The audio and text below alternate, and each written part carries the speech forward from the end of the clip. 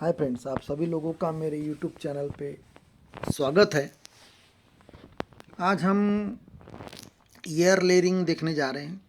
तो दोस्तों, air layering का दो सीज़न होता है। वैसे तो थ्रू आउट ईयर आप एयर लेयरिंग कर सकते किसी भी पौधे पे, लेकिन आपको मैं बताना चाहूँगा कि एयर लेयरिंग के लिए जो एटमॉस्फेयर का टेम्परेचर, एटमॉस्फेरिक टेम्परेचर, वातावरणीय तापमान जो है वह लगभग 25 से 30 डिग्री सेल्सियस पे बहुत अच्छा रूट फॉर्मेशन होता है।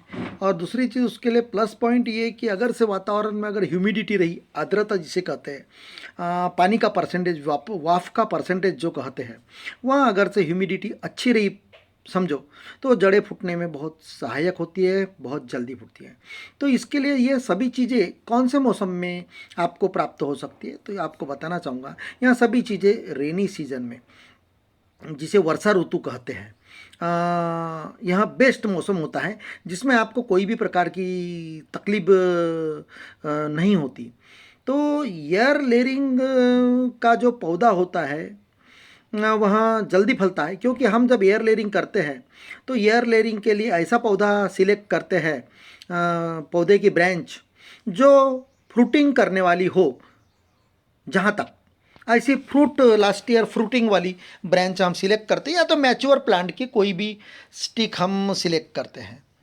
तो rainy season is the best season आपको बताना चाहूँगा। उसके बावजूद अगर तो विंटर में करते हैं तो विंटर में कोल्ड एटमॉस्फेयर रहता है, टेम्परेचर डाउन रहता है, 20 से 25 सेल्सियस डिग्री सेल्सियस तापमान रहता है। रात का तापमान 15 से 20 सेल्सियस डिग्री सेल्सियस। इसलिए विंटर सीजन में अगर करते हैं तो रूट फॉर्मेशन होने के लिए बहुत समय लगता है, ऐसा नहीं कि नहीं होता करके। इसके बावजूद आप अगर रेनी सीजन में करते हैं तो एक बार एयर लेयरिंग कर दिया आपने, तो एयर लेयरिंग करने के बाद आपको पानी डालने की गरज नहीं। ऊपर का पानी आते रहता है 8 दिन 10 दिन के बाद में। और मॉइस्चर एटमॉस्फेयर में, ह्यूमिडिटी, आर्द्रता जिसे कहते हैं, पानी का परसेंटेज जो है ज़्यादा प्रमाण में होने के कारण वेपराइजेशन नहीं हो पाता। यहाँ जो मिट्टी हम जो बांधते हैं तो स्पैग्नम मॉस जो बांधते हैं वह सूखता नहीं, तो रूट फॉर्मेशन के लिए बहुत अच्छा एटमॉस्फेयर हमें मिल जाता है। इसलिए मैं आपको सजेस्ट करूंगा कि आपको अगर से एयर लेयरिंग करनी है कोई भी प्लांट पे, तो एयर लेयरिंग कोई भी प्लांट पे करते आती है। इसका मतलब ये नहीं कि सभी प्लांट में एयर लेयरिंग का सक्सेस रेट 100% है, ये बताना चाहूँगा। तो हर चीज़ का सक्सेस रेट का और ड्यूरेशन जो है वहाँ हर चीज़ का अलग अलग होता है। फॉर एग्जांपल, आम का अगर से रेनी सीजन में करते हो तो 90 दिन, लगभग 90 दिन से 100 दिन लग जाते हैं रूट फॉर्मेशन के लिए। यहीं अगर से आप कोकन एरिया में करते हैं, समुद्री किनारे जो एरिया रहता है, कोस्टल एरिया, वहाँ पर आपको 60 दिन के अंदर बहुत सारी रूट फॉर्मेशन हो जाती है। परंतु जैसे समुद्र से दूर जाओगे, सेंट्रल इंडिया वगैरह, नॉर्थ इंडिया, तो देखिएगा हमने यहाँ अभी की थी 4 महीना, इसे हो गया कंप्लीटली 4 महीना। और एक बड़ा पौधा था फ्रेंड्स, मैं बताना चाहूँगा, बड़े पौधे पर मैंने वी ग्राफ्टिंग की थी। वी ग्राफ्टिंग सक्सेस होने की बहुत बड़ी ब्रांच हो गई थी, तो मैंने उसी ब्रांच पे एयर लेयरिंग कर दी थी।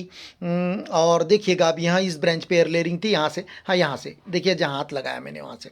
और उसके बाद में इस पे मैंने एक अप्रोच ग्राफ्टिंग, जिसे भेंट कलम कहते हैं, कॉन्टैक्ट ग्राफ्टिंग भी की थी, देखिएगा, जिसमें कॉन्टैक्ट ग्राफ्टिंग का पौधा मैं अलग कर चुका हूँ।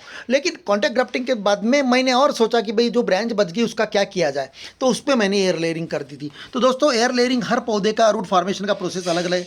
नींबू वर्गीय जो पौधे हैं, जो उसमें 30 दिन में बहुत सारी जड़ें फूट जाती है। चीकू, चीकू की बात बताना चाहूँगा, चीकू में लगभग 4 माह रखता है रूट फॉर्मेशन के लिए।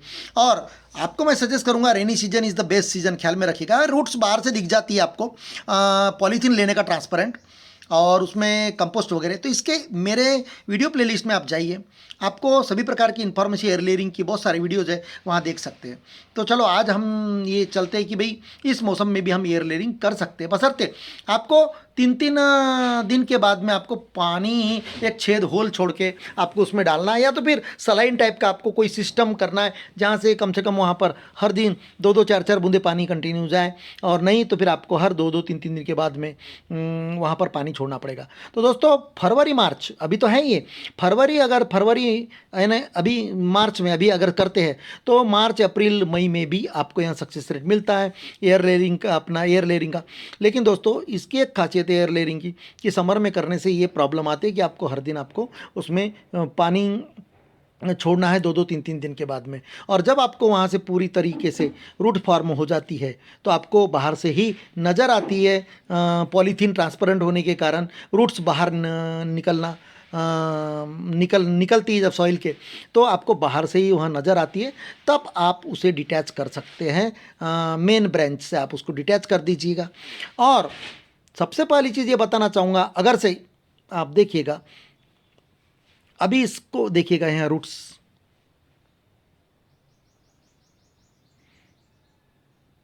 कोई प्रकार का आप अगर से रूटिंग हार्मोन अगर लेते हैं तो बहुत अच्छी चीज़ है। यहाँ देखिएगा रूट्स फॉर्म हो गई है। तो देसी रूटिंग हार्मोन के तौर पे आप एलोवेरा का जेल, सिनेमॉन जिसे दालचीनी कहते हैं, उसको दोनों को यानी एक साथ मिलाकर पीस कर सिनेमॉन को आप दोनों का घोल एक साथ लगा सकते हैं, तो रूट फॉर्मेशन के लिए बहुत अच्छी हेल्प होती है। तो यहाँ कोकोपीट और मिट्टी दोनों का मिक्सचर करके मैंने बनाया था, और उस समय एलोवेरा का जेल भी। तो दोस्तों सबसे पहले हम अभी इसको प्लांट से अलग करने के बाद में इस पर पत्ती तो थी, तो पत्ती वह ऊपर के डाल में चले गई, यहाँ से वो जो अप्रोच ग्राफ्टिंग में। अब बचा अभी डंठल, इसे अंकुर फूटना चालू है, समझो कंसिडर करो आपका अगर अप्रोच ग्राफ्टिंग नहीं है उस पर में कंसिडर करो। तो इस पीरियड में जब उसे ब्रांचेस रहेंगी, तो सबसे पहले आपको बताना चाहूँगा, एयर लेयरिंग में जब भी आप एयर लेयरिंग से प्लांट डिटैच करते हैं, ब्रांच डिटैच करते हैं, तो आपको यह सोचना है कि उसकी जो ब्रांचेस है वह कम कर दीजिएगा, छोटे से छोटी कर दीजिएगा, पत्ते 8 से 10 रखिएगा। इसका कारण बताना चाहूँ, क्योंकि नई रूट्स रहती यहाँ इतनी स्पीडली आपको पानी सप्लाई नहीं कर सकती, और इवापोरेशन रेट बहुत ज़्यादा रहेगा, ज़्यादा ब्रांचेस रहेगी, तो इसलिए आपको इसको कट कर दीजिएगा। ऑलरेडी यहाँ पर कटे ही थी, कट कर दिए थे हमने ब्रांचेस पर। आपको 2-4 पत्ते, 6 पत्ते रखना है कम से कम मिनिमम। और फिर उसके बाद में आपको सॉइल प्रिपरेशन करना है। सॉइल प्रिपरेशन के लिए आपको बताना चाहूँगा, अगर से आपके यहाँ दोमट मिट्टी, बालुई मिट्टी है, तो उसमें आप गोबर खाद, कंपोस्ट खाद या जो भी है, जैसे अपना अर्थ वर्मी कंपोस्ट है, वहाँ भी मिक्स कर सकते हैं। तो गोबर खाद अगर से आप 50% सॉइल और 50% गोबर खाद मिक्स करते हैं तो आप मिक्स कर सकते हो इस प्रकार का पैकेट में। पैकेट आधा भरा हुआ है ऑलरेडी मेरा, तो इस प्रकार आपको इसे प्लांट करना है। और उसके बाद में अभी इसको बारीक अंकुर है देखिएगा, और ये बॉम्बे ग्रीन की लकड़ी है जो मैंने कलम की थी और ग्रोथ हो गई थी, तो उस पर मैंने उसे अलग कर दिया, बड़े पेड़ पे मैंने ग्राफ्टिंग की थी, और उसके बाद में यहाँ उसे एयर लेयरिंग कर दी। तो इस प्रकार है, सॉइल कॉम्बिनेशन भी बताया मैं। और इनको आपको बताना चाहूँगा कि यहाँ सब पौधे एयर लेयरिंग हो गया, अप्रोच ग्राफ्टिंग वगैरह से डिटैच करते हैं पौधे, तो सबसे पहले इसे महीना 2 महीना आपको छाँव में रखना है, क्योंकि 2-3 महीने के बाद में यहाँ पेड़ अपने आप को एडजस्ट कर लेता है, क्योंकि यहाँ कम से कम रूट्स रहती है इसमें, उसकी वजह से इसे नई रूट फॉर्म जैसी होगी। तो और जब इसमें से ब्रांचेस निकलना चालू हो जाएगा, समझ लेना कि रूट्स और डेवलप होना चालू हो गई। तो इस प्रकार दोस्तों आप एयर लेयरिंग से ऐसे पौधे तैयार करके बोनझाई प्लांट आप तैयार कर सकते हैं। बोनझाई यानी छोटे से छोटे पौधे में फ्रूटिंग फ्लावरिंग जो लगती है, और एक गमले में आप यहाँ प्लांट और आम वगैरह की फसल गमले में आप बड़े बकेट में इस प्रकार ले सकते हैं। तो दोस्तों अब रही बात ज़मीन के पौधे और इसमें फ़र्क होता है, तो इसलिए स्प्रे जो स्प्रे करते हैं इसमें जो एनपीके का, तो सोलूबल सल्फेट का आप इस्तेमाल कीजिए। सोलूबल सल्फेट एनपीके का किस प्रकार इस्तेमाल किया जाए स्प्रे से, वो भी मैं बता चुका हूँ।